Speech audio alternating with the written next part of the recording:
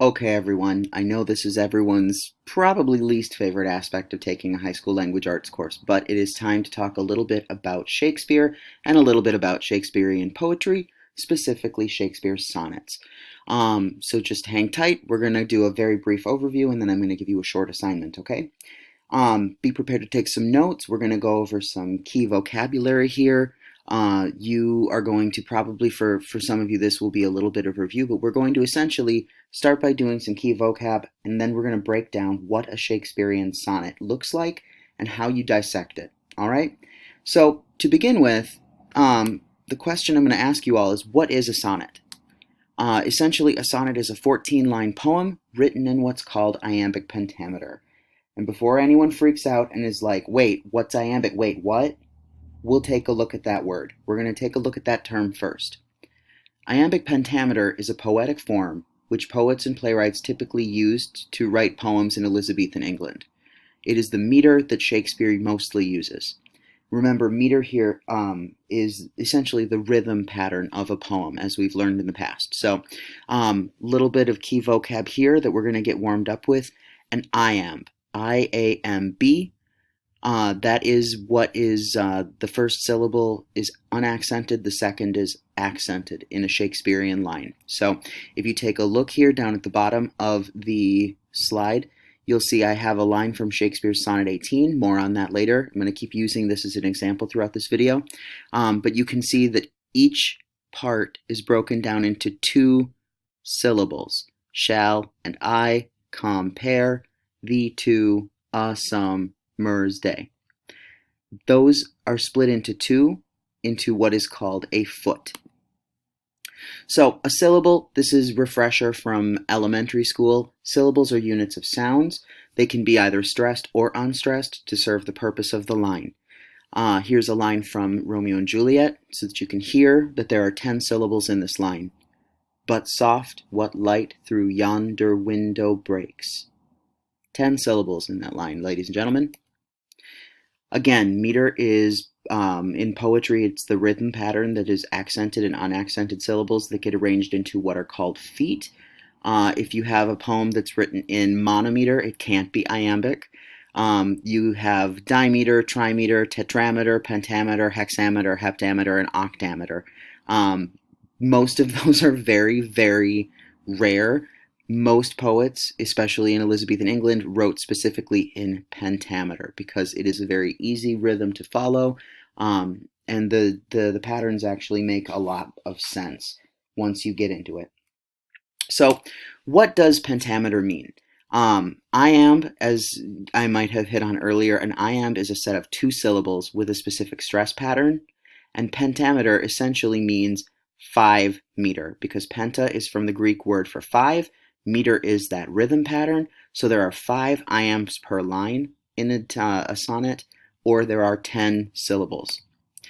The sound of iambic pentameter sounds a lot like a steady heartbeat, so it sounds kind of like bum bum bum bum bum bum bum bum bum bum.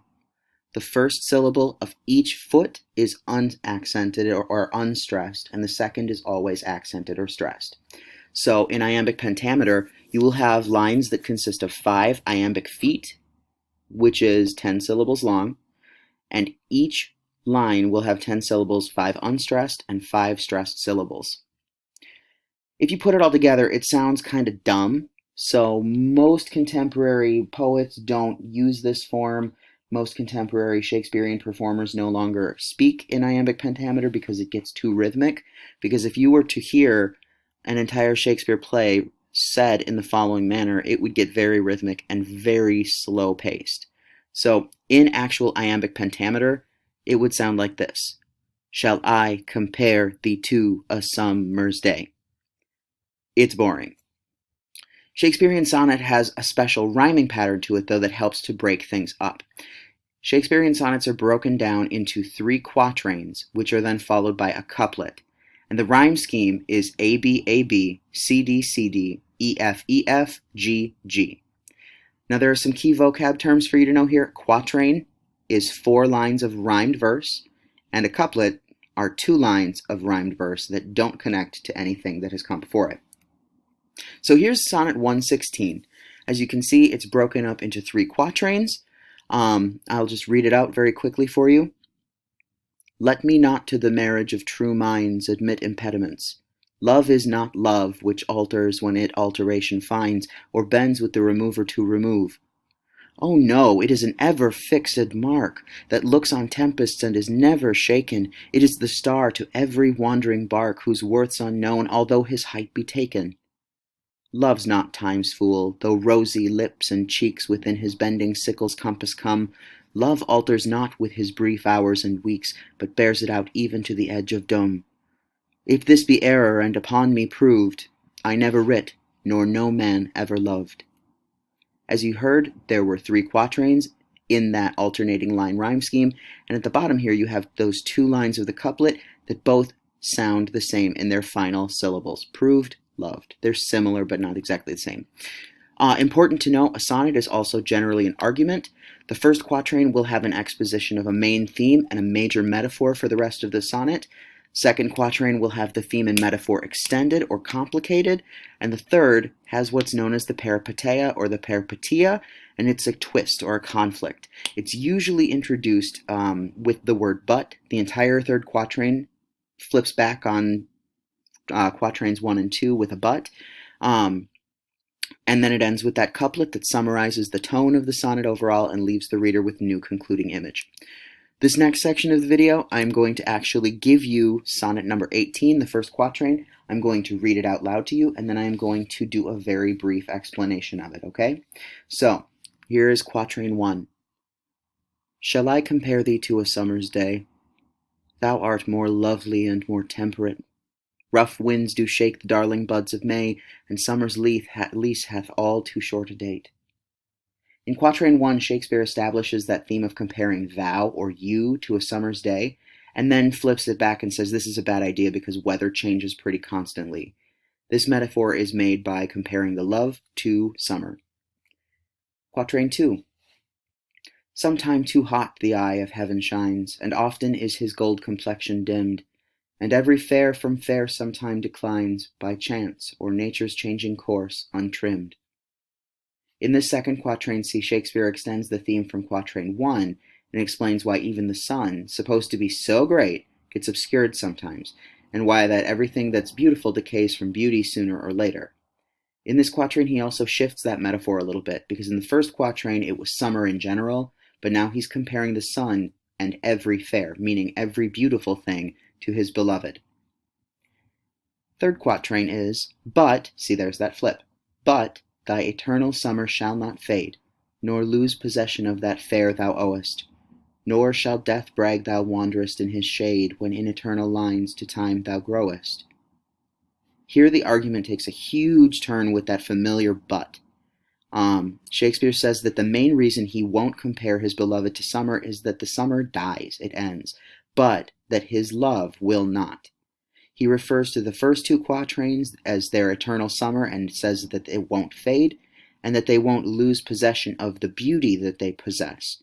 So he keeps those metaphors from quatrains 1 and 2 going, but in a very different direction. And for good measure, he's also throwing in a negative version of all of the sunshine in this poem by mentioning the shade of death, which apparently his beloved won't have to worry about because maybe his love is immortal. Who knows?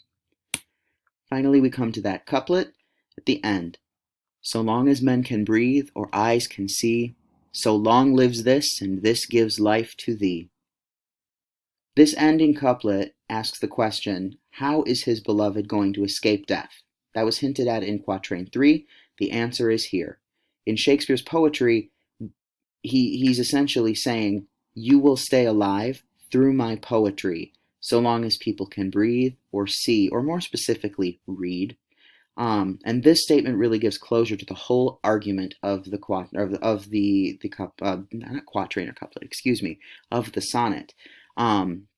That essentially love is immortal so long as people can read the sonnet.